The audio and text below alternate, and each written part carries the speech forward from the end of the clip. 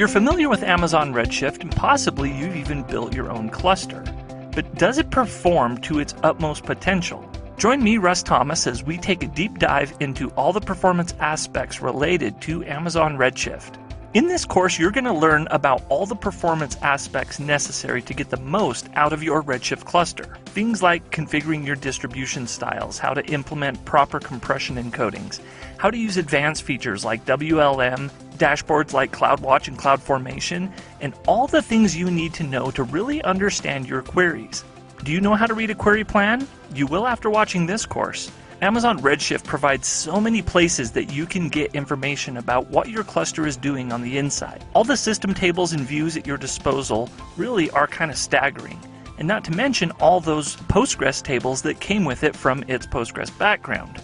We'll spend a lot of time going through these tables and showing how to relate information and really understand how your cluster is functioning and what it could do better. If you care at all about performance, this course is for you.